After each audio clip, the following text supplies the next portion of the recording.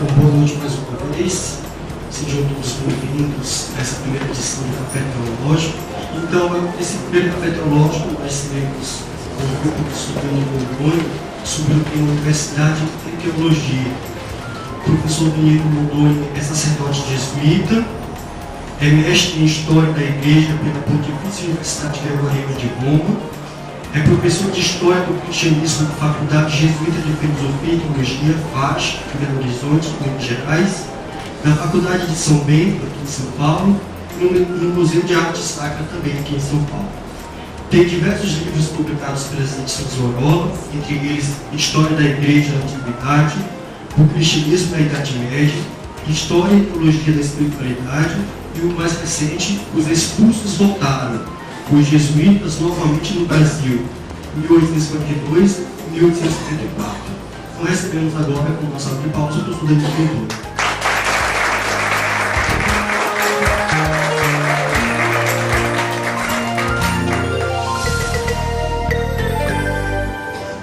Boa noite a vocês.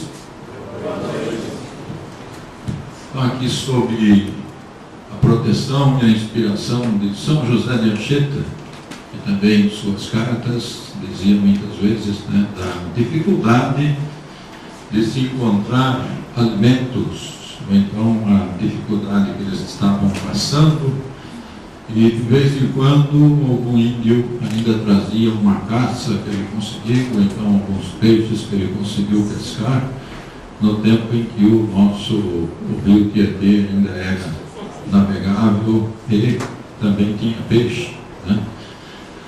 Então, para o café teológico, aí, quem sabe o São José de Anchieta também contribui para que a gente possa ter um cafezinho também, né? Então, para o desenvolvimento desse tema, a gente deve, de antemão, fazer essa distinção, né, do termo cultura, que se refere a todas as produções humanas.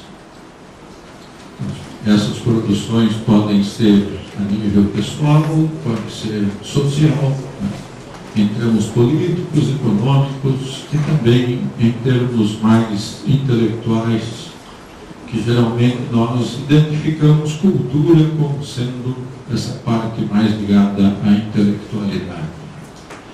Seria algo do ambiente de escritores, de faculdades e de universidades. Então, ter presente isso.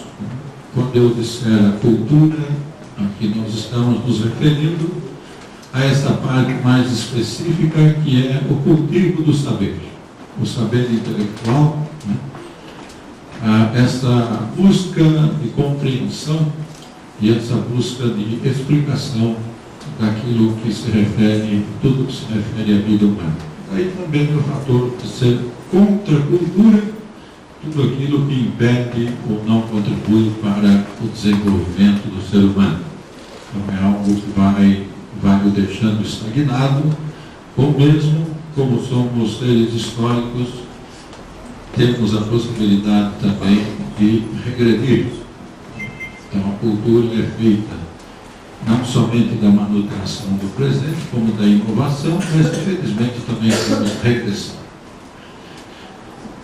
E para o desenvolvimento desse tema, eu vou procurar abordar os dois termos, universidade e teologia, ou seja, ensino e reflexão teológica.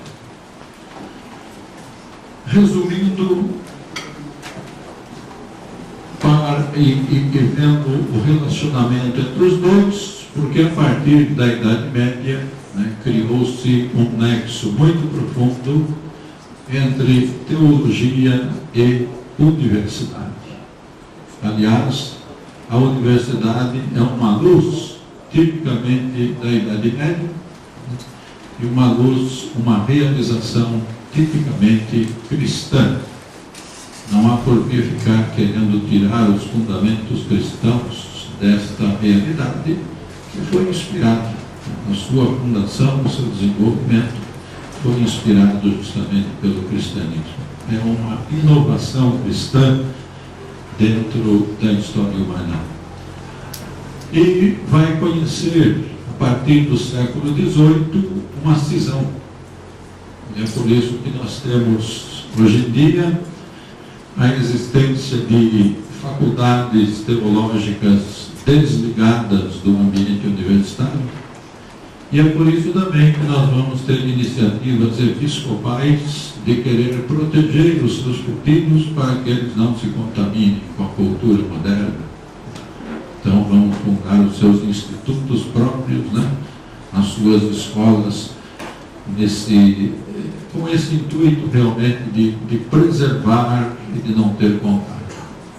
Mas por isso que é bom sempre a gente voltar, que a história não é para ser repetida, que é impossível, mas a história era para nos inspirar, para fazer com que a gente conheça os encadeamentos, conheça os fundamentos, para poder reter aquilo que vale a pena e para poder deixar de lado aquilo que realmente atrapalha ou que não acrescenta mais nada.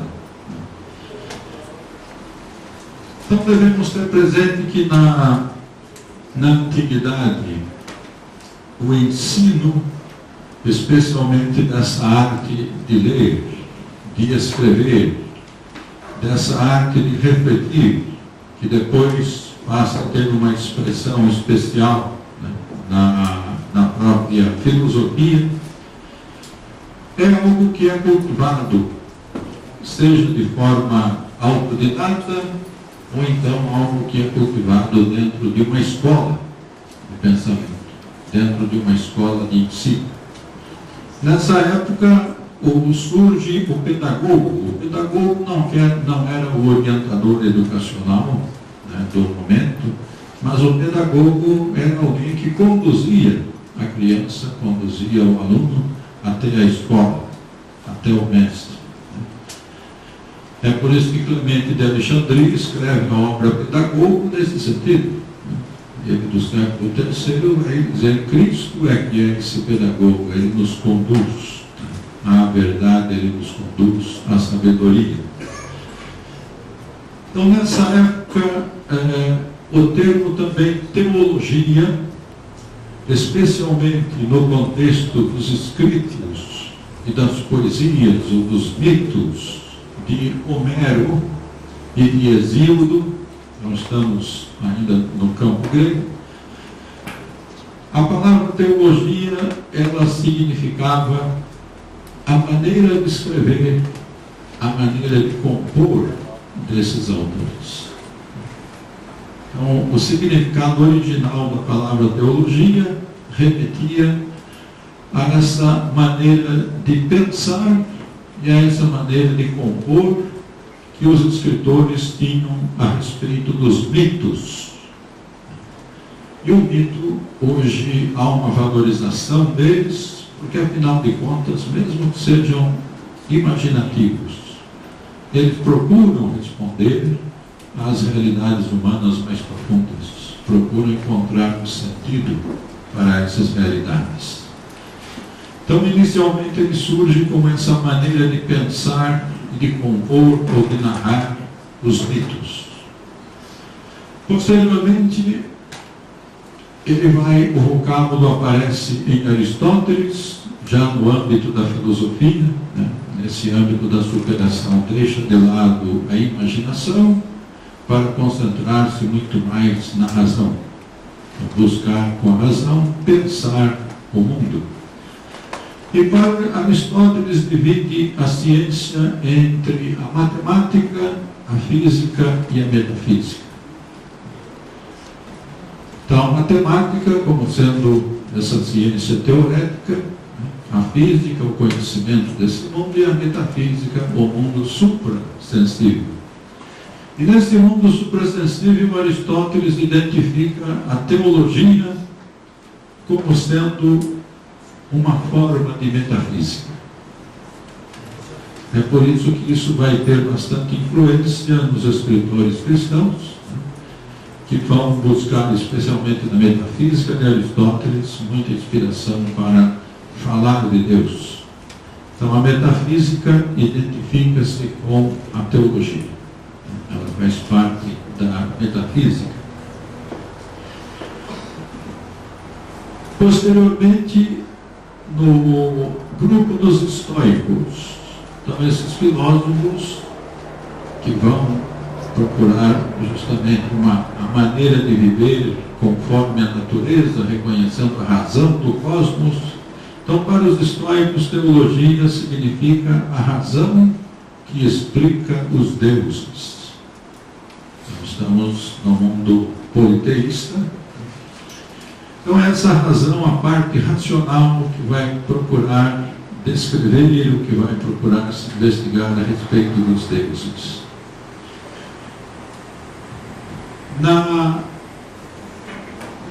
Da parte dos autores cristãos, o primeiro a empregar o termo teologia, dando-lhe um sentido cristão, foi justamente Clemente de Alexandria. Então, para Clemente de Alexandria, ele diz que a teologia significa o conhecimento das coisas divinas. Então, é o conhecimento que nos vem, especialmente por meio do maior pedagogo, que é Jesus Cristo. Orígenes também, contemporâneo de Clemente, os dois que trabalharam na escola catequética de Alexandria, já no século III, tinha não somente essa dimensão voltada para a formação dos catecúmenos, mas especialmente uma seção em que se aprofundava o conhecimento cristão, o conhecimento das Escrituras e o conhecimento da própria teologia, dessa compreensão da revelação. Então, esses dois mestres foram os expoentes da escola de Alexandria. E Orígenes também interpretava a palavra teologia como sendo a verdadeira doutrina sobre Deus e sobre Jesus Cristo. Então, essa é uma apropriação cristã que houve por parte desses dois mestres de Alexandria. Então, em Clemente, o conhecimento das coisas divinas, e em Orígenes, a verdadeira doutrina. Quando se coloca o vocábulo verdadeiro, significa que as outras são falsas, são heréticas. Então, a verdadeira doutrina de Cristo, sobre Deus e sobre Cristo. Depois nós vamos encontrar com Eusébio de Cesareia, que escreveu a História Eclesiástica. Esse livro também tem uma tradução aí pela Paulus. Então, Eusébio indicou o atributo teologos, o atributo de teólogo a João, autor do 4º Evangelho. Por ele ter escrito um Evangelho, em seu Evangelho, uma eminente doutrina sobre Deus. Então, a partir desse 4º século, justamente a palavra teologia passou a indicar a verdadeira doutrina. Então, tendo esse significado muito mais de ensino. Devemos lembrar que estamos aí com os primeiros concílios ecumênicos de Nicéia e de Constantinopla, que traduziram já para a linguagem grega aquilo que se encontra no Novo Testamento a respeito da relação entre Jesus e Deus. E as naturezas de Cristo serão posteriores. Também no 4º século, é sobretudo Agostinho que conduziu o uso do sentido religioso de teologia. Então, para Agostinho, a teologia é um esforço para penetrar na inteligência da Escritura e da Palavra de Deus. Então, é esse esforço da das Sagradas Escrituras e especialmente da Palavra de Deus. Então, distinguindo nessa Escritura que uma Palavra de Deus nos é dirigida. Posteriormente, foram atribuídas as expressões, né, sacra página ou sacra doutrina, como referentes à teologia. Então, o ensino da teologia era dito como a leitura da página sagrada, né, ou a leitura da doutrina sagrada. Com Dionísio, chamado pseudo-Dionísio, mas é melhor a gente chamar Dionísio teólogo, né? Nada deixa o pseudo do lado, porque o pessoal atribuiu ao Dionísio, que foi convertido por Paulo, o único que foi convertido na pregação de Paulo no Areópago, né, de Atenas, em que os gregos, ao ouvirem falar de ressurreição, então disseram: esse daí bebeu. Se quiser falar sobre esse assunto, volta amanhã que talvez nós te ouviremos, né? Então, o único que se converteu foi um tal de Dionísio.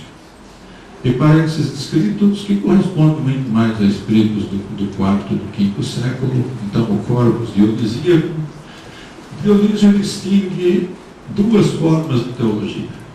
Uma ele chama a teologia mística, ou a teologia simbólica, que é justamente essa teologia muito mais apofática, no sentido de que tudo aquilo que nós podemos compreender a respeito de Deus é uma mera aproximação. Então, o conhecimento místico vem a ser esse conhecimento já mais aprofundado, né? E depois a experiência mística vai ser caracterizada como essa experiência sensível da presença de Deus. Não é algo reservado apenas para especialistas em mística, mas especialmente a mística é uma dimensão típica da existência cristã. Trata-se daquele que realiza uma verdadeira experiência de Deus. Experiência que o toca, inclusive, sensivelmente. E a outra forma de teologia, Dionísio a chama de teologia manifesta ou racional. A teologia catafática, no sentido de que são expressões, termos, compreensões verbais que nós podemos ter e escrever a respeito de Deus. Por volta do século X e XI, então nós já começamos a ter um embate entre os monásticos, os teólogos monásticos e os teólogos dialéticos. Ou seja, a teologia monástica é a teologia que caracteriza muito mais o primeiro milênio cristão. Fazer teologia significa comentar as Sagradas Escrituras. Então, a Sagrada Página, a Sagrada Doutrina. Trata-se de comentários a essa Escritura. Quem quiser conhecer uma forma de se fazer teologia monástica, não precisa recorrer se entende os originais, melhor ainda. Mas se não, né, tem a opção no ofício das leituras, aquele ofício que a pessoa pode rezar uma única vez no dia, que ele cumpre todas as outras. Então, no ofício das leituras, nós temos duas leituras, uma de um texto bíblico e a segunda é de um texto, geralmente, dos Santos Padres, que estão em ensino do Concílio Vaticano II. Então, aí vocês pegando esses autores, já mais antigos, vocês vão ver do primeiro milênio o que significa fazer teologia, né?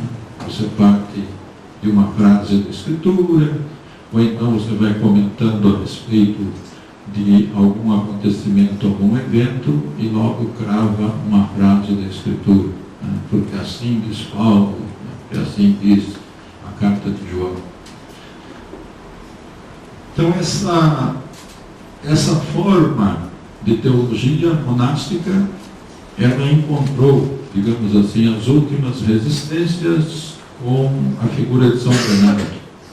Então, São Bernardo não aceita de jeito nenhum a teologia dialética, não aceita a nova forma de teologia, porque para ele, né, os dialéticos somente querem usar a razão, e para ele o mal está na razão, vai conduzir a algo desviado.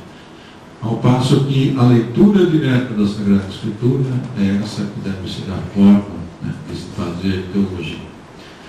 E os dialéticos já começam a aplicar uma nova maneira de fazer teologia.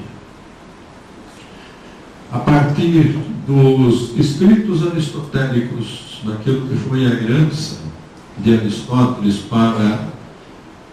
no Ocidente, então nós vamos encontrar a figura de mestres ou de pensadores que vão aplicando agora a Sagrada Escritura o modo próprio de pensar do método aristotélico.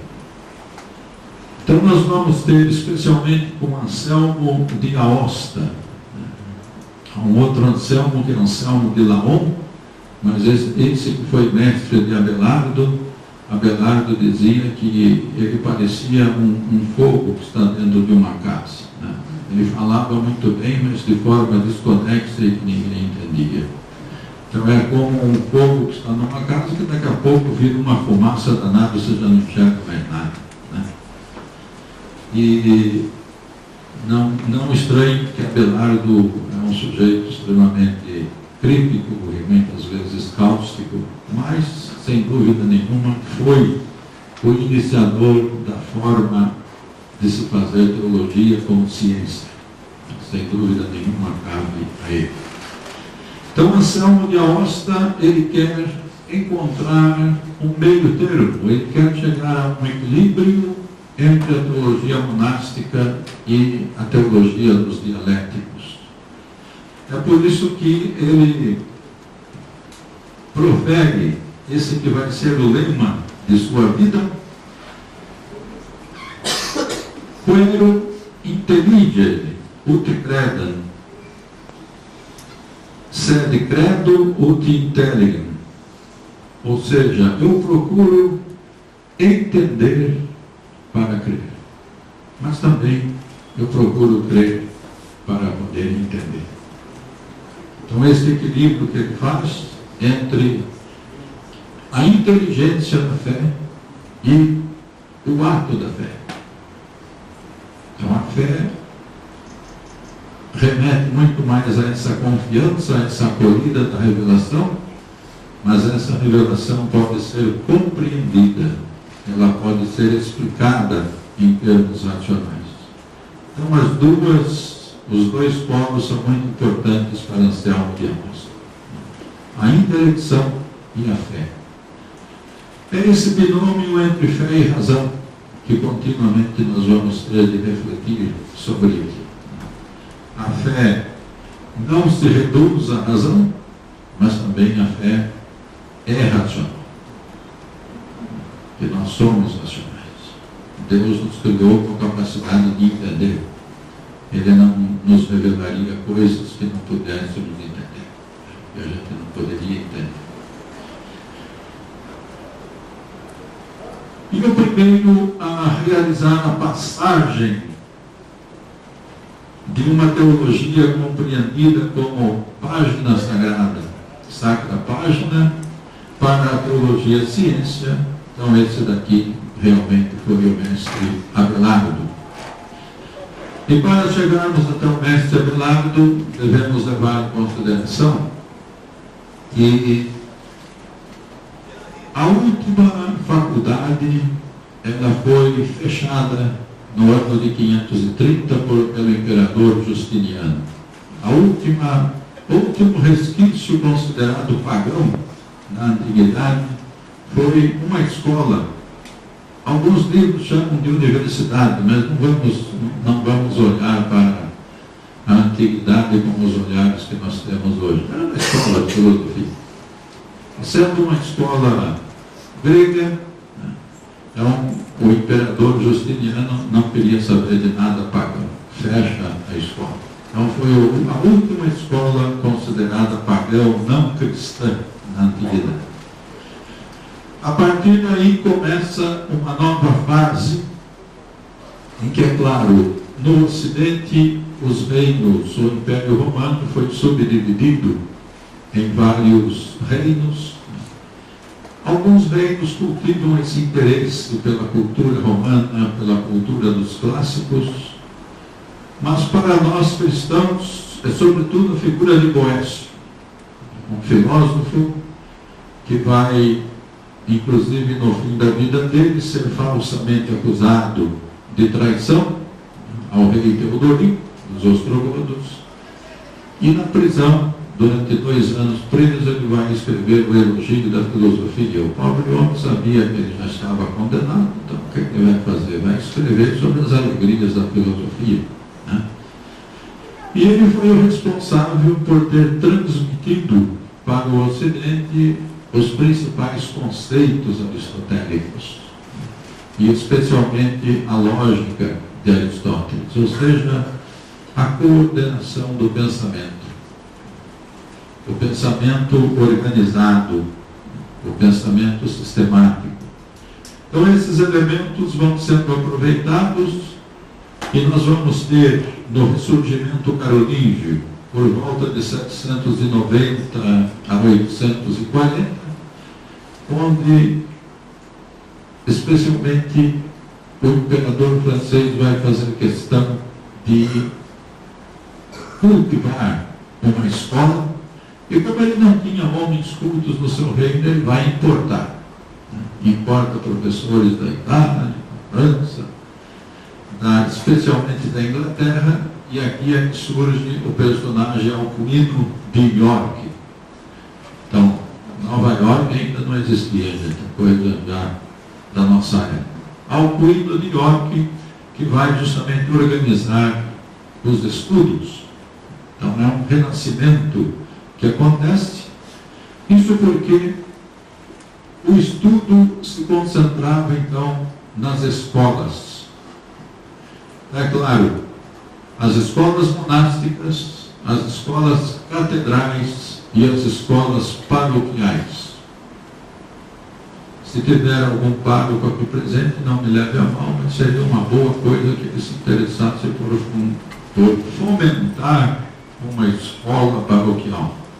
Que isso daí já vem das nossas raízes cristãs, para cultivar essa intelecção das coisas de Deus.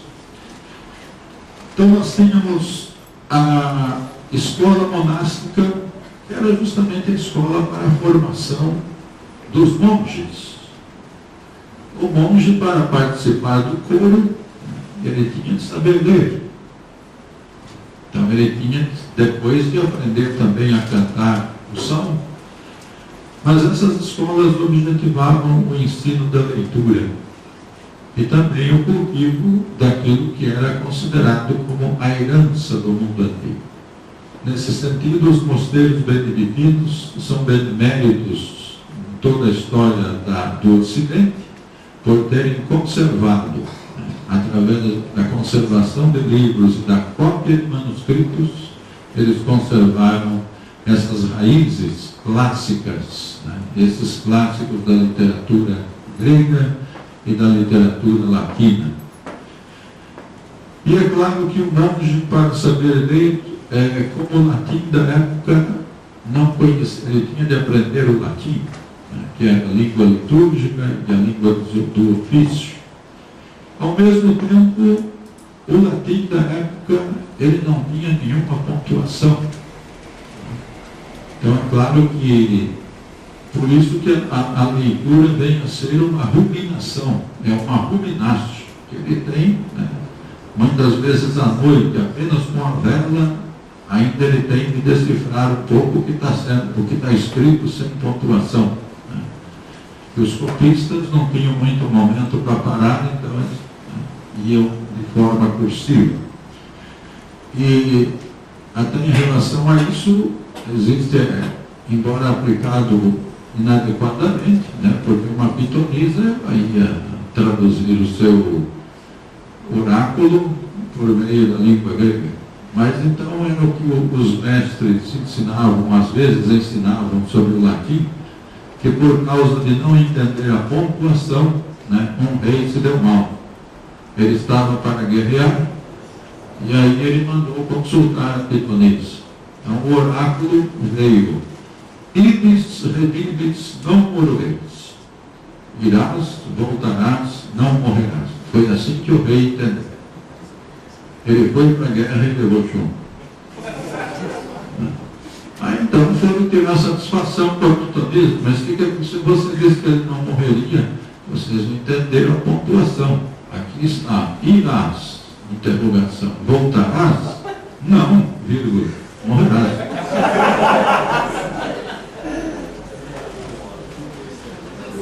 Então essa escola do ensino do latim para o uso litúrgico e especialmente para a léxio divina, porque se tratava de ler a Sagrada Escritura, de ler textos litúrgicos. Depois a escola catedral, ou seja, os bispos sempre foram incentivados a escola, tendo um professor que podia ser um eclesiástico ou um leigo, mas geralmente um eclesiástico, porque a cultura letrada na época estava restrita, né, aos mosteiros e às escolas, que a maioria da população lutava pela sobrevivência. A maioria da população estava na área agrícola, no trabalho do dia a dia, assim também como a maioria do clero era um clero subordinado ao senhor feudal, não se distinguia muito bem dos servos da guerra.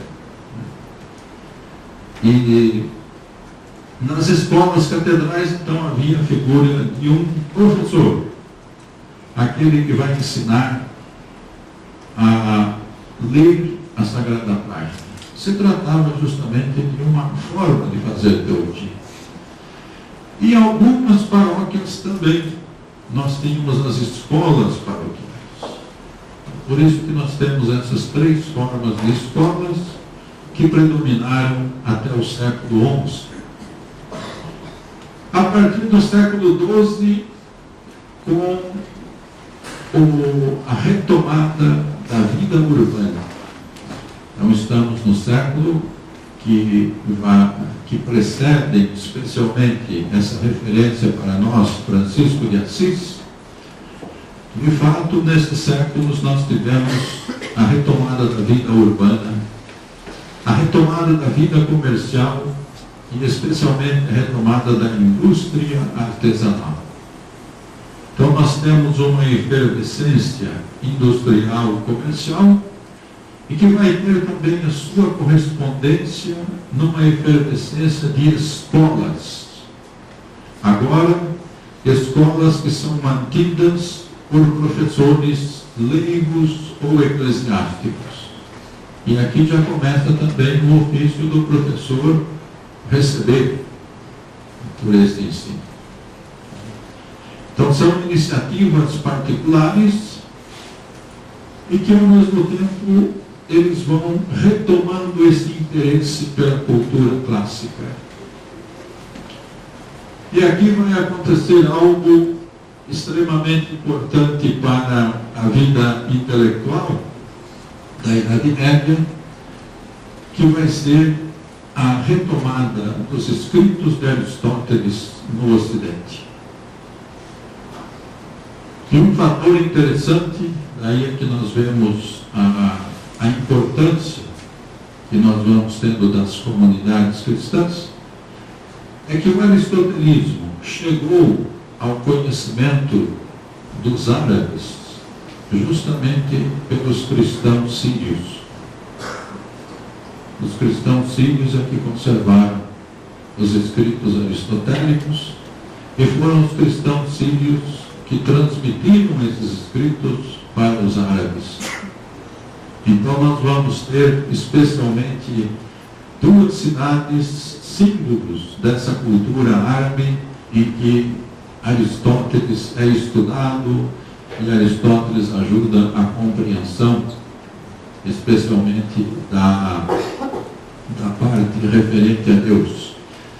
Nós vamos ter em Bagdá e em Córdoba 2 centros de estudos principais dos árabes. É que depois em Bagdá criou-se uma suspeita em relação à filosofia, na medida em que correntes mais fundamentalistas vão tomando conta. Então os estudantes da filosofia, não de filosofia, eles tiveram de migrar também para o Ocidente. Por isso que a cidade de Córdoba, na Espanha, se distinguiu. E a partir do século XI, a tradução árabe dos escritos aristotélicos. Então, não somente da lógica, que esses princípios já tinham no Ocidente, mas especialmente a dialética, que é a arte justamente de raciocinar, de argumentar, e a metafísica. Então, esses escritos vão chegar ao Ocidente, e é interessante que essa versão árabe de Aristóteles é ao mesmo tempo um Aristóteles mesclado com Platão. Chegaram a fazer uma boa salada de Platão e Aristóteles. E isso de forma desconhecida, porque eles interpretaram, ou foi transmitido para eles, os livros 4º, 5º e 6º das Eneadas, que um escrito neoplatônico foi intitulado como sendo escrito de Aristóteles. E depois também nós temos os elementos de teologia de Próclo, outro neoplatônico, que também esse escrito foi atribuído a Aristóteles. Então os árabes nos transmitiram essa herança do conhecimento argumentativo por um lado, aquilo que seria o estudo típico da filosofia, e por outro lado, como a introdução, que Aristóteles não era muito chegado a ficar raciocinando sobre a existência de Deus ou não, esse é um assunto posterior. Então, essa dimensão da teologia passa mais pelo platônico. Daí, então, o interesse pela metafísica, e depois Averroes vai chegar a uma síntese, e essa tradução de Avicena, Averroes, e antes a parte também da cultura judaica, é isso que chega como herança a Vicebron, da parte judaica, que vai chegar ao Ocidente. Então, a partir do século XII, fins do século XII, esses elementos fundamentais dos estudos aristotélicos já se encontram integrados dentro dessas escolas. E no século XIII é que nós vamos ter, então, a fundação realmente da universidade. Então, a primeira universidade do gênero, que recebe o nome de Studium Generale, é a Universidade de Paris. Já temos também um pouco antes os inícios em Bolonha, mas em Paris ela vai ser o modelo. A Sorbonne só adquiriu esse nome por volta do século XVI, porque o Sorbonne era um clérigo que criou um colégio especialmente para estudante pobre. Essa Universidade de Paris, criada por iniciativa do rei Filipe e pelo Papa Inocêncio III, é uma instituição eminentemente cristã, e é uma instituição que vai ser modelo para todas as outras universidades fundadas, Oxford, Salamanca. E, ao mesmo tempo, nós temos, para a parte do direito, a Universidade de Bolonha. A Universidade de Paris especializou-se no estudo da filosofia e da teologia. Se hoje os estudantes aqui presentes acham que é muito demorado, pelo menos 2 anos de filosofia e 4 de teologia, agora é reduzido para 3. Então, no início dos estudos, 6 anos para o estudo de filosofia, 8 anos para o estudo de teologia. Na época, as pessoas entravam na escola entre os 8 e 10 anos, geralmente com 10 anos. Então, já com 18 anos, ele já era um filósofo. Vocês podem notar isso na vida do próprio Martinho Lutero, que com 23 anos de idade já é doutor em teologia. Então, depois de ter feito a faculdade de artes, essas 2 faculdades eram fundamentais para o ensino. A faculdade de artes era o ensino justamente da filosofia. É claro que havia necessidade de estudar a gramática latina, que era a língua oficial, e os textos também eram textos latinos. Os mestres é que começaram a fazer as suas traduções. Então, a partir do século XIII, nós temos as traduções latinas de Aristóteles, feitas por professores universitários que agora estão interessados nessa integridade dos estudos aristotélicos. E é também fundamental a gente distinguir que a adoção do método e dos escritos aristotélicos, então principalmente a lógica e a dialética, não foram simplesmente arrender-se ao modo aristotélico de filosofar, mas devemos levar em consideração que os cristãos sempre têm como pano de fundo, sempre têm como luz a Sagrada Escritura. Então trata-se de utilizar todo esse arcabouço para compreender melhor e para explicar melhor as Sagradas Escrituras. É claro que as afirmações que os teólogos vão fazer a respeito da existência de Deus, as vias do acesso a Deus, e o conceito de criação, certamente o estagerita tremeu e rolou pelo túmulo dele. Eu não falei essas coisas. Eu nunca pensei desse jeito. Então nós vamos ter, a partir da fundação da universidade, o surgimento daquele terceiro polo que caracteriza muito bem a Idade Média. O sacerdócio, a figura do Papa, o império, a figura dos soberanos, e agora o estudo em geral, a universidade. Sem dúvida nenhuma, a universidade é um tipo de poder. É o poder intelectual, o poder de formação das consciências, o poder de influenciar decisões de pessoas. É por isso que rei e papa sempre estiveram com os olhos e os ouvidos bem atentos àquilo que se passa na universidade. Porque representa essa função mais crítica no sentido aquele que vai discernindo. E é claro que com a ajuda dos escritos aristotélicos, os teólogos foram sabendo distinguir entre aquilo que é letra, aquilo que é histórico, os gêneros literários que estão presentes. A partir daqui também surge na universidade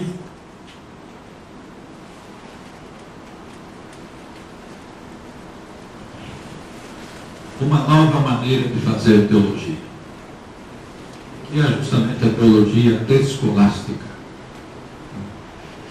Então, a teologia monástica, uma teologia do primeiro milênio, é uma teologia que comenta a Sagrada Escritura.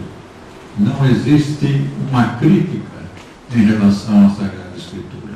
Ela é aceita espontaneamente.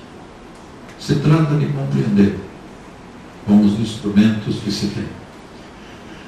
A partir do segundo milênio, e especialmente com a escolástica, a teologia passou a fazer perguntas para a Sagrada Escritura.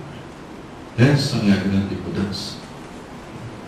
Ela se identifica especialmente por levantar questões. Eu tenho aqui um determinado problema. mundo, ele realmente surgiu por acaso ou ele foi criado? Uma questão. Então eu vou buscar os argumentos a favor da criação. Esses argumentos eu busco em textos da Escritura, em textos dos Santos Padres, em textos conciliares. Depois eu vou procurar os argumentos que são contra. Também, se a Escritura traz algum texto que problematiza, se algum santo padre, alguma autoridade, alguém que realmente tem credencial, um autor que realmente se tornou referência. Então, o que ele tem a dizer? Para que, finalmente, o teólogo tenha de encontrar uma solução para esse problema que ele levantou. Mas muda completamente o modo de fazer teologia. Porque se trata de levantar questões e tentar compreender com os recursos literários, com a distinção de gêneros, com a distinção dos estilos, depois com o conhecimento que se tem da lógica, do pensamento ordenado, vamos buscar as razões que realmente fundamentam. Este método é um método que vai encontrar muita aceitação séculos depois, nos colégios jesuítas, quando aconteciam as disputas. Então, por exemplo, você põe um assunto, mesmo que seja o aborto, então você divide a sala em dois grupos, né, de participação realmente dos alunos. O grupo do lado direito vai trazer os argumentos a favor do aborto. O grupo do lado esquerdo vai trazer os argumentos contra. Depois nós vamos trocar. O lado direito os argumentos contra e o lado esquerdo a favor. Para se chegar a um consenso. Para se chegar por meio da razão, né, por meio da argumentação, chegar a alguma conclusão. Então essa forma de fazer teologia escolástica, que passa a constituir, especialmente expressa nas sumas, essa visão de conjunto. Trata-se realmente de uma revisão orgânica, de uma visão sistemática daquilo que é o ensino cristão. Mas um ensino então baseado, bem desenvolvido no seu raciocínio, baseado agora nesses autores ou nessas autoritas, que vão, ou autoritários, que vão justamente ser referências para essa época. Então, dessa síntese entre filosofia e teologia, a partir do século XIV, nós já vamos começar a conhecer uma divisão, especialmente a partir das considerações do nominalismo, que tem a sua figura mais expressiva em Guilherme de Ockham, esse franciscano, que desenvolveu uma nova visão, dizendo que os universais não existem. Os universais são apenas nomes, são convenções que nós temos. Então, para ele, a fé não tem nada a ver com a razão. A razão a gente usa para conhecer o mundo, nominar as coisas, mas a fé é algo que realmente você tem de acolher, aceitar aquilo que está na Sagrada Escritura. Então aqui inicia-se essa crítica à Sagrada Escritura e ao mesmo tempo essa separação.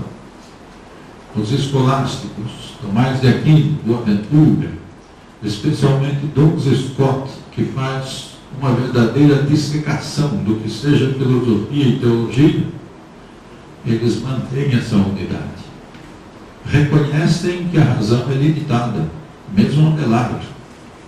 Então Abelardo, inclusive, chega a dizer, tudo bem, a razão eu até posso compreender muitas coisas a respeito da Santíssima Trindade, mas a respeito da encarnação do Filho de Deus, realmente não dá, não.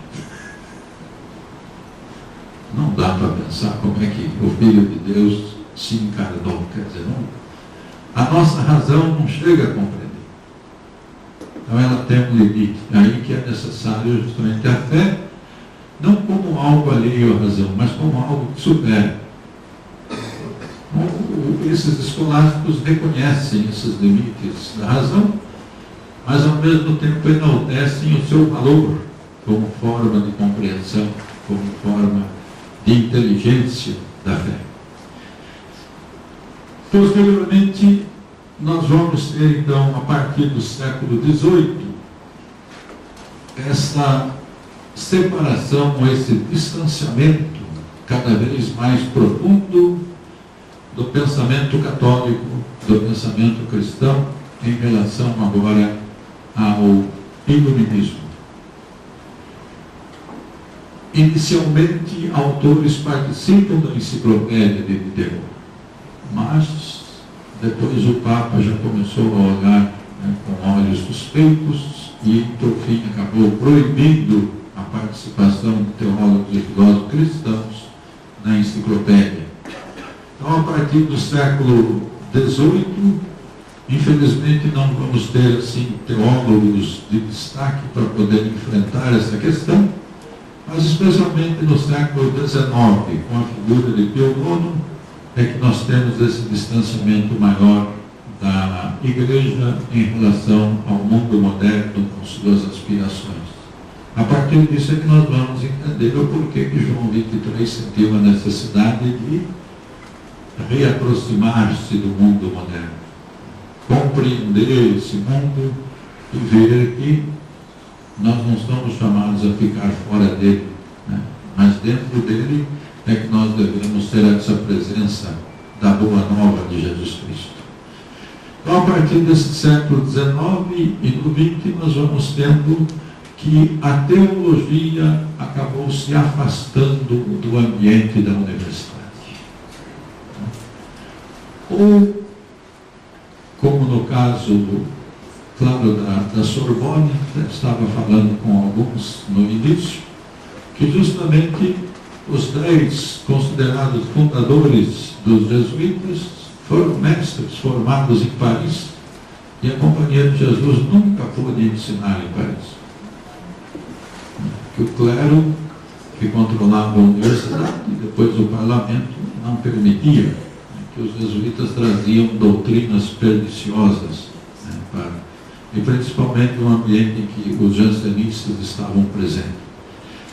Então nós temos, a partir do século XVIII, essa separação em que a teologia passa a ser cultivada muito mais no ambiente de seminários, que é uma novidade trazida por Trento, e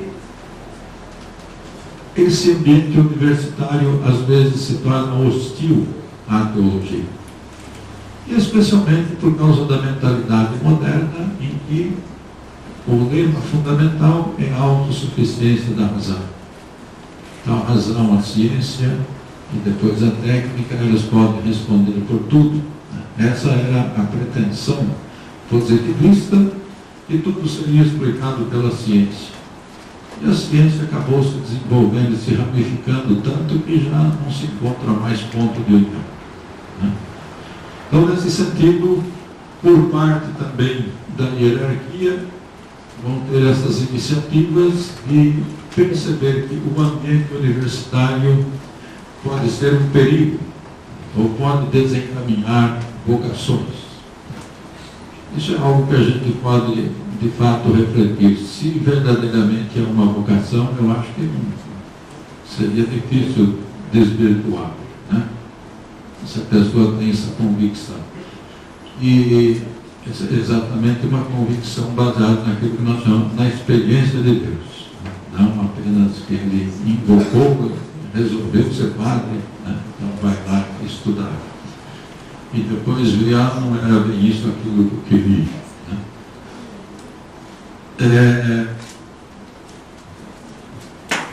Então ao mesmo tempo, essa ramificação das ciências também acabou contribuindo para a divisão, digamos assim, da própria teologia, em que a partir do século XIII e XIV ela vai conhecer essa divisão entre teologia sistemática, teologia bíblica, teologia moral e, para os outros ramos, a teologia afetiva. Tudo que se refere à oração, devoções, ia para o campo da teologia afetiva. Então hoje nós estamos diante desse desafio, reencontrar a unidade da teologia e ao mesmo tempo essa retomada, especialmente desse ambiente universitário, teologia como ciência cultivada no ambiente universitário. E o Vaticano II dá uma boa indicação para nós, dizendo que a teologia animada pela Sagrada Escritura, na Dei Verbum 24, e em referência à vida eclesial. Aqui está a indicação do Concílio Vaticano II. A Sagrada Escritura é a alma da teologia. Infelizmente nós encontramos aqueles exegetas que ficam pé dizendo que os únicos que entendem são eles. E ao mesmo tempo nós vamos encontrar outros teólogos também, que esses biblistas não estão com nada, os únicos que entendem realmente são os meus. Então chegar essa união, a Sagrada Escritura é a alma da teologia, mas não renunciar a essa missão de pensar a fé, entender a fé, compreender essa fé. E ao mesmo tempo que essa teologia seja uma teologia, não que, como dizem alguns, que a praxis ilumina a teologia. Pelo contrário, é a teologia, é a revelação que ilumina a praxis. Então não perder nunca essa união desses dois pontos. Para não alongar muito e possibilitar também a participação de vocês, a gente para por aqui.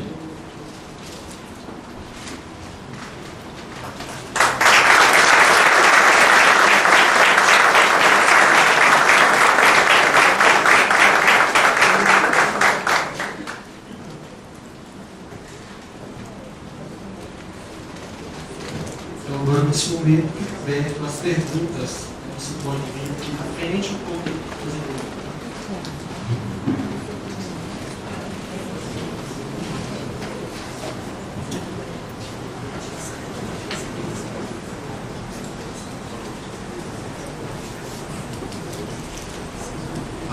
Não ao estilo do Estevão Bittencourt, pergunta e responderemos, mas se a gente souber, a gente responde. Se não souber, vamos fazer uma menção. Como eu fiz na aula de ontem, me perguntaram quando é que surgiu o Monsenhor, então eu já dou a resposta. Foi no século XVII. Eu não sabia na hora, mas não enrolei também. Desse que não sabia. Isso por causa do meu mestre em metodologia histórica, que ele dizia: o que eu sei, eu lhes direi. O que não sei, não me inventarei. Eu digo que eu vou pesquisar, se eu encontrar, eu lhes direi. Se não encontrar, direi, não sei.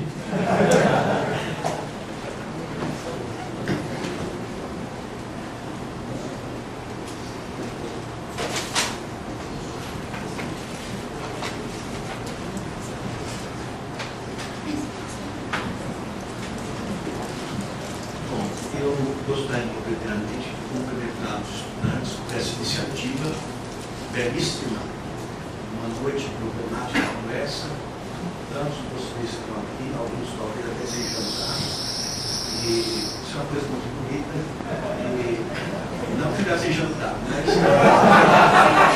essa já acaba com a palestra, essa iniciativa, Segundo, cumprimentar o Padre por essa belíssima exposição, que nos possibilita esse painel extraordinário. A minha pergunta é tão pequena.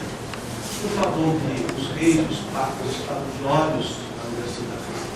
O senhor se lembra de algum exemplo de intervenção do poder papal ou dos bispos na prática da elaboração da teologia, nessa época, né? Hoje não existe mais isso. Respeito muito a autoridade, a autonomia dos prédios, das universidades, mas olhando mais para a idade média, né? Havia uma conflitividade, ou não, ou as coisas eram muito tranquilas. Muito obrigado.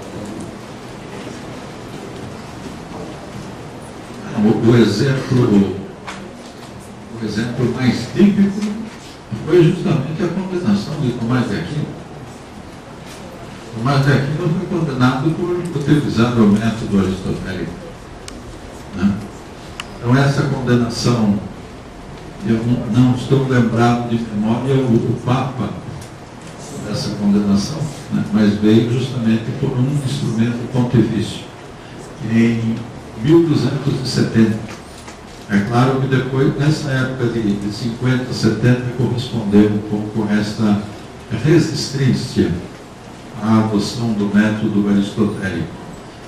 E em 1270 acontece essa condenação de Tomás de Aquino, mas depois Tomás foi completamente reabilitado e se transformou, agora por parte de Leão XIII, na Aeterni Patris, né? Ele se transforma no modelo de teologia. É que, infelizmente, o pessoal da época entendeu que eles deviam repetir Santo Tomás de Aquino, né? E justamente ele coloca Tomás de Aquino como luz do pensamento teológico. Então, se a luz ilumina, né? A luz não, a gente não vai querer também ser luz, mas deve se basear no exemplo dele. Então, nessa época, nós vamos ter, e posteriormente também por parte de imperadores alemães, né? Nós vamos ter essas intervenções na medida em que um determinado estilo está indo contra esses considerados princípios fundamentais. Mas a figura mais relevante é essa realmente de Tomás de Aquino. Isso porque a comunidade, a universidade, sem dúvida nenhuma, era uma corporação. A universidade surgiu da reunião das diversas escolas que haviam durante o percurso do rio Sena, e essas escolas foram reunidas em um local com um estatuto próprio, né, com privilégios, com graus que eram conferidos, e por isso que ela surge também como um terceiro poder dentro da cristandade. E é claro que essa associação corporativa de mestres e estudantes também tinha aí os seus privilégios. É por isso que se estabelece um pouco essa luta, né? E os conflitos que surgem na medida em que os professores vão querendo uma maior autonomia. E como disse, nessa época vão surgindo iniciativas que a universidade não se refere no século XIII, na época da sua fundação, ela não se refere a um lugar que reúne o conjunto do saber, como nós temos hoje. Mesmo, às vezes, tem uma universidade que não tem medicina, o esforço para encontrar um curso de medicina, todos os anos do saber. Nessa época, a universidade universa significava professores e alunos que provêm de todas as nacionalidades. Professores e alunos que provêm de todos os estamentos sociais. E por isso que vão ser organizados os diversos colégios. E os religiosos também passam a ter o seu estudo nos seus colégios, né, nessas áreas. Então são interesses que os conflitos se dão na medida em que há algum privilégio que é atingido, ou então na medida em que a autonomia não está sendo respeitada.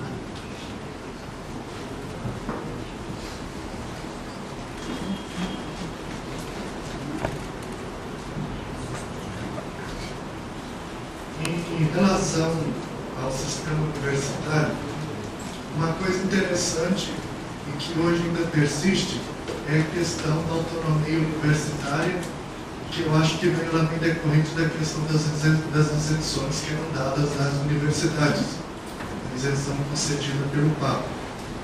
Tanto que hoje a questão, por exemplo, o prédio da universidade é respeitado em caso de guerra, até crime de guerra ou invasão de um prédio de uma universidade, polícia não pode entrar sem autorização do reitor, essa série de coisas. Então, gostaria de perguntar, assim, até que, então, um dos pontos importantes que foi necessário que possibilitou o desenvolvimento do saber naquela época, também foi essa questão do Instituto da Isenção, que foi concedida para as universidades, às vezes em relação ao poder civil ou em relação ao poder eclesiástico local. E outra pergunta que seria feita a partir disso e como que era essa relação entre a universidade isenta e os poderes civis e eclesiásticos locais durante primeiramente esse primeiro período de consolidação do sistema universitário?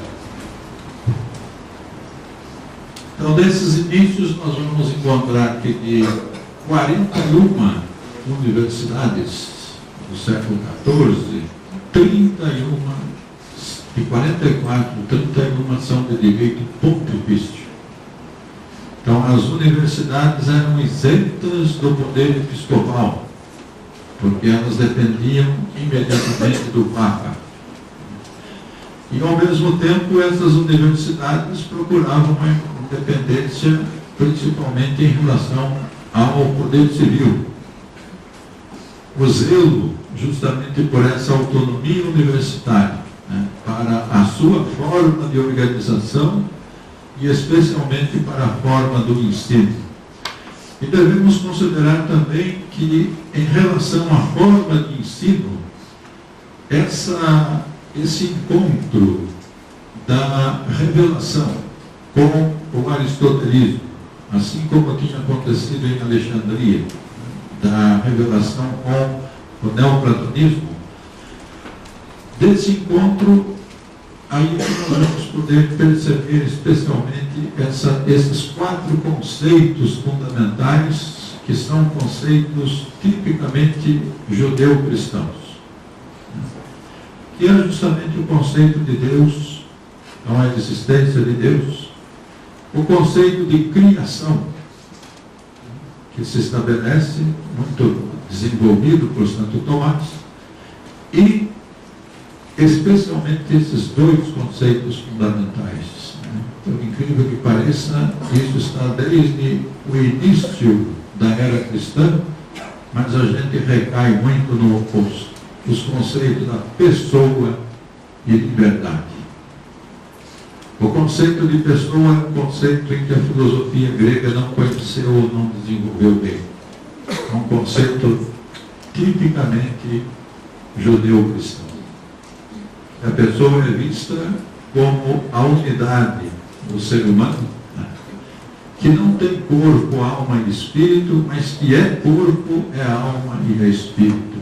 São 3 dimensões fundamentais da pessoa. E essa pessoa é sempre vista, então, como um ser histórico, um ser que é atraído por uma plenitude, mas que é alguém dotado justamente de liberdade. A sua vida não é um eterno retorno, a sua vida não está marcada pelo destino.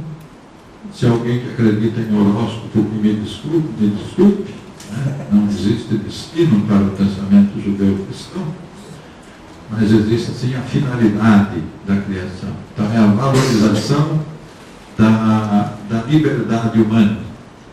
Assim como também entre nós uma resistência terrível a se libertar do bendito demônio, para a gente poder atribuir a ele tantas coisas que nós não queremos reconhecer como sendo nossas.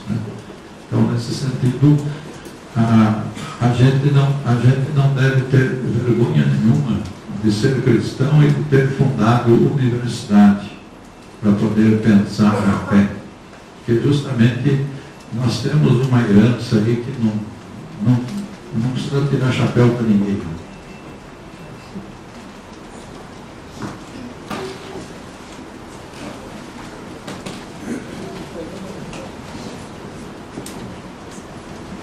Também quero agradecer a Federação Bento, a iniciativa das mães do curso, essa casa religiosa que nos acolhe hoje, jesuítas, o Paulino com a iniciativa, ao nosso professor, Padre Danilo, pela aula magna que nos apresenta hoje. E a minha pergunta é bem simples, professor, em relação à formação básica, antes de entrar na universidade, me refiro ao signo, se pudesse explicar um pouco mais, comentar um pouco sobre isso aí.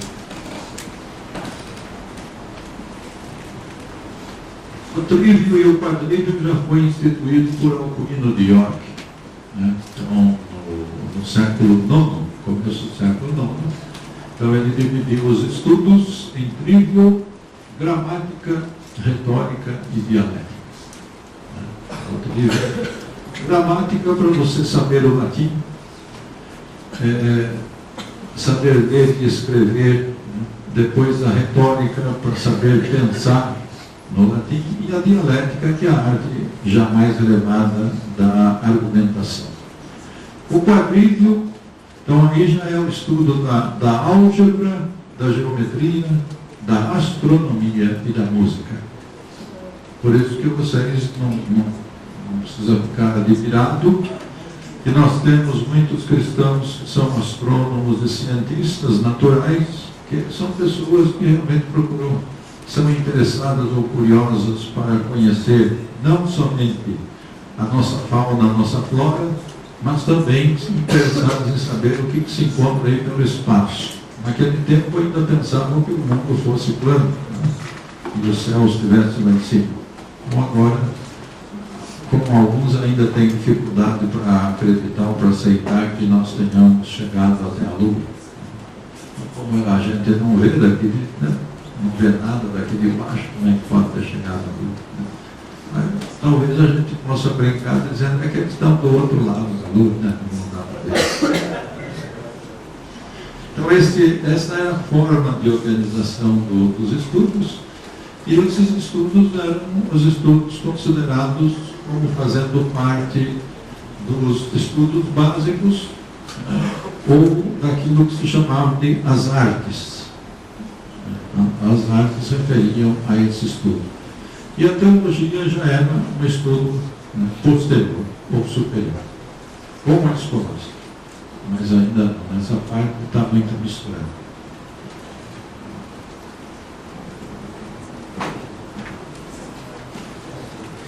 Boa noite a todos. Parabenizar o Flávio Danilo, nosso amigo. E duas questões, se for possível, né? Nós estamos comemorando o bicentenário da restauração da Companhia de Jesus. Então, se fosse possível, uma palavra sobre o que representou para a educação no Brasil a expulsão dos jesuítas. E, bom, ainda seja complicado perguntar sobre o futuro para um historiador, né? Mas, à luz daquilo que foi falado aqui, quais seriam, eventualmente, as tarefas da teologia hoje no Brasil, dentro dos desafios que nós temos aqui nesse país?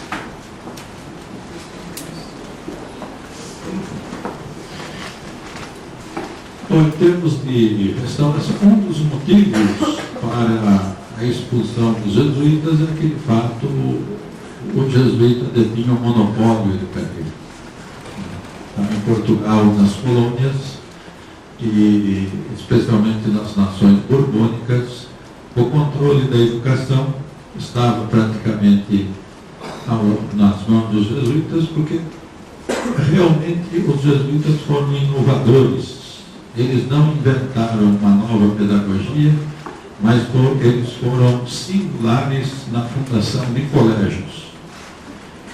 As outras ordens e congregações tinham colégios? Eram colégios destinados à formação dos seus membros. Um ou outro estudante de fora podia participar. Com os jesuítas inicia-se uma nova modalidade, um colégio aberto. Então, essa abertura para estudantes de fora tornou-se algo sistemático e organizado. Por isso que houve uma proliferação tamanha de colégios jesuítas. Né? E vai ser engraçado também que esses colégios vão reunir professores de várias nações. E nós temos uma carta de 1580 do Pedro Canizio, que desenvolve seu apostolado na Alemanha. E ele escreve para o geral falando assim: olha, eu estou precisando de gente para trabalhar nos colégios aqui, que ele está fundando, mas por favor, procure não me enviar nem francês, nem espanhol, nem italiano. Ele falou francês porque tem um sotaque horrível. O espanhol porque ele só quer saber da comida e reclama do tempo. E o italiano porque é um sujeito muito dado a discussões, ele quer ficar fazendo fofocas e coisas e tal. Ia recorrer a quem então, as letras em inglês, mas a situação também ia ficar terrível na Inglaterra. Então, a Ratio Studiorum, o plano de estudos organizado pelos jesuítas, ele se tratou, nesse momento, de... Os jesuítas eram bem fervorosos para trabalhar na educação, mas precisaram, então, recorrer à pedagogia. Então, dentre os vários métodos, eles escolhem os métodos que estão presentes nas universidades ou nos colégios de Paris, Alcalá e Louvain. Por mais de 40 anos discutiram esses métodos, essas fórmulas, até que se chegou a esse plano de estudo que estabelece as disciplinas, o papel dos orientadores pedagógicos, as maneiras de se ensinar. Tudo isso aparece na Ratio, por isso o Colégio dos Jesuítas conheceu um florescimento muito grande. Então, um dos motivos foi essa inadequação da mentalidade. O Pombal já era muito mais, e queria muito mais a eficácia técnica dos colégios. E o colégio jesuíta se fundamentava muito mais no ensino humanístico, no ensino dos clássicos, né? Ensinar a pensar. Com isso, tem outros motivos, é claro, mas o motivo principal é que o Pombal interpretava os jesuítas como sendo um concorrente muito forte aí. E especialmente que ele pensava que os jesuítas tinham muito dinheiro, muitos bens escondidos, muitos tesouros. Né? Além de não ter encontrado tesouro nenhum, não encontraram nenhuma deficiência na contabilidade ou na controladoria, como se diz hoje, e ao mesmo tempo tiveram de arcar com dívidas que várias dessas comunidades tinham, né? Estavam sem condições de pagar.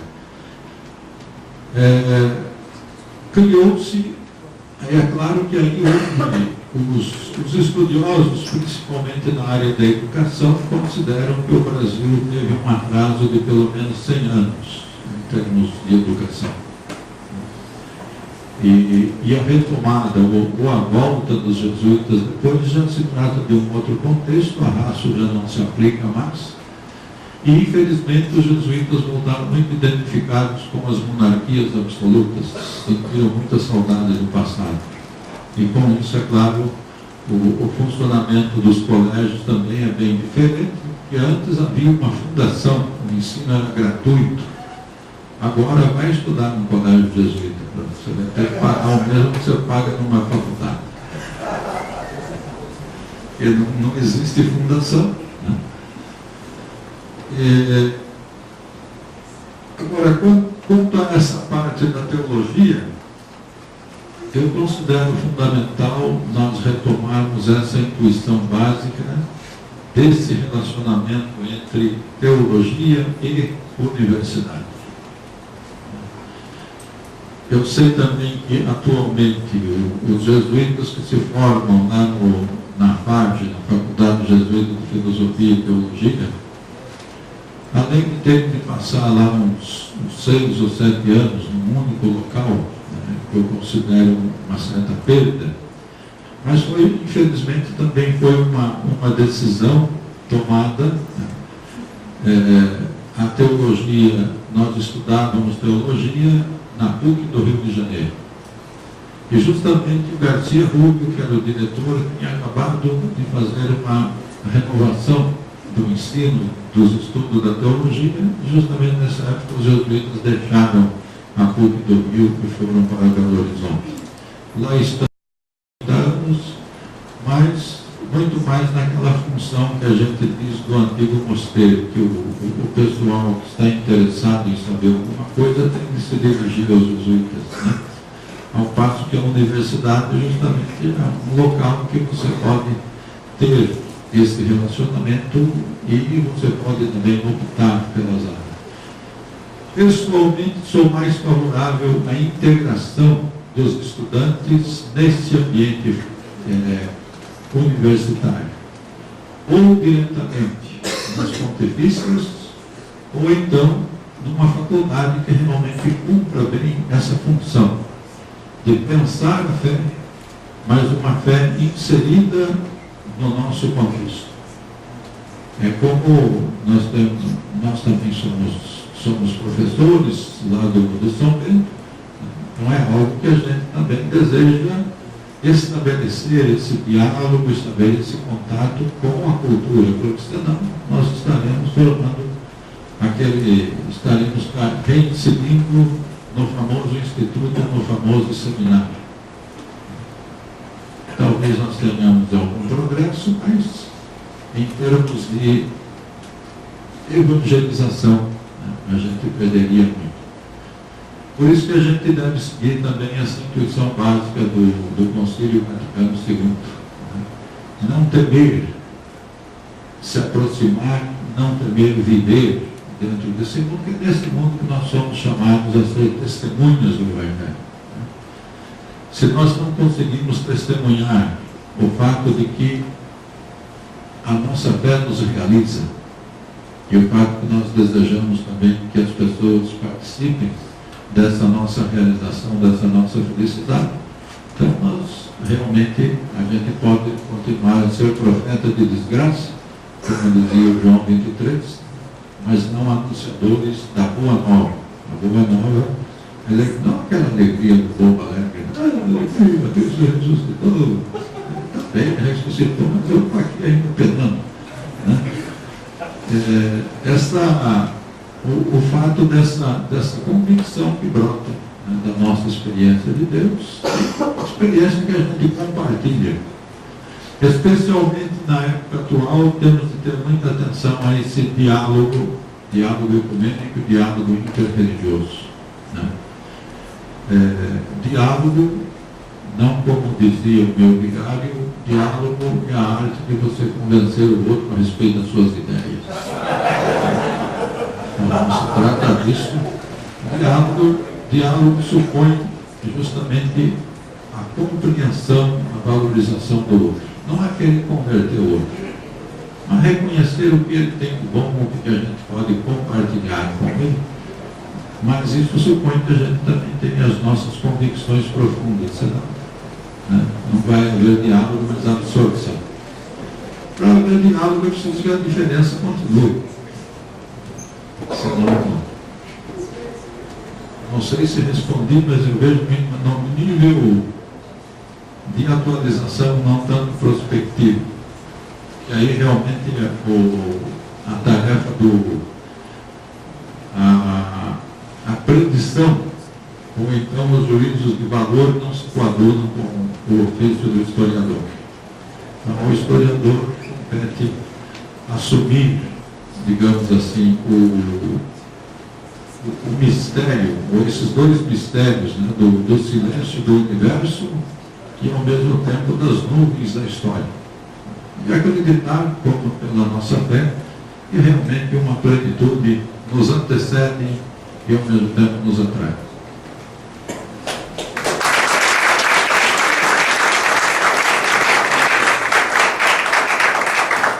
Então, nós agradecemos a explanação que o professor Danilo Goldoni nos presenteou nessa noite. E mais uma vez eu peço uma salva de palmas para ele.